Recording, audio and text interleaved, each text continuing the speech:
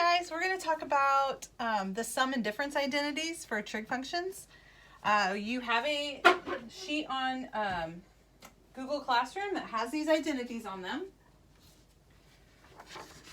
And it looks like this one. So the sum and difference identities are those down here at the bottom. Not the very bottom, but the second from the bottom. And so make sure you have those. And when you have your note cards at home, make sure you add those to your note cards so that you can see those. And if you don't, pause the video right now and write these ones down.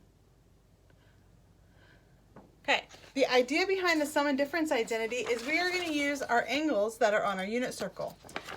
And so if you recall, our main angles for quadrant 1 on a unit circle would be 0 degrees, 30 degrees, 45 degrees, 60 degrees, and 90 degrees.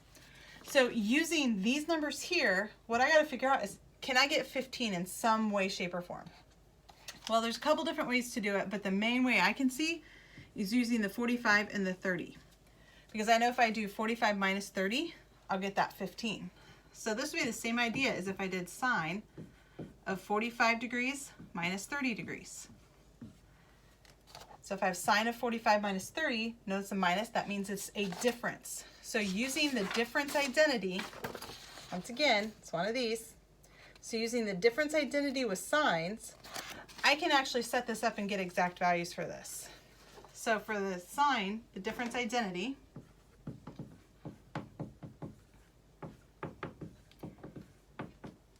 hopefully I have enough room and I'm not going to run out of space, but I probably will. So we're going to erase these ones. So we have that, and then minus cosine x sine y. So we have to assign these values. So right here, our 45 would be our x, and our 30 would be our y. So here's our x, here's our y. So with that idea, we're going to substitute these numbers in. And we're going to substitute it into this part right here. So I'm going to have sine of 45 degrees cosine of 30 degrees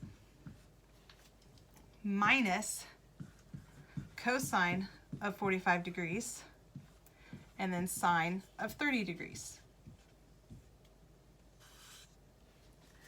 And then I can use my unit circle to actually find those values. And once again, your unit circle looks like this. If you don't have this with you, you should be able to Google search completed unit circle, and this is what it looks like. So if I'm looking at sine of 45 degrees, I know that that is square root 2 over 2. And then cosine of 30 degrees is square root of 3 over 2. Okay, minus cosine of 45 degrees is square root 2 over 2. And sine of 30 degrees is 1/2. So combining these fractions, square root 2 times square root 3 is square root 6 over 4. And then square root 2 times 1, so I'd have square root 2 over 4. They already have common denominators, so I can actually combine the top into one fraction. Now I can't actually subtract the roots because they are not like terms. So square root 6 minus square root 2 all over 4. And this is your final answer for that one.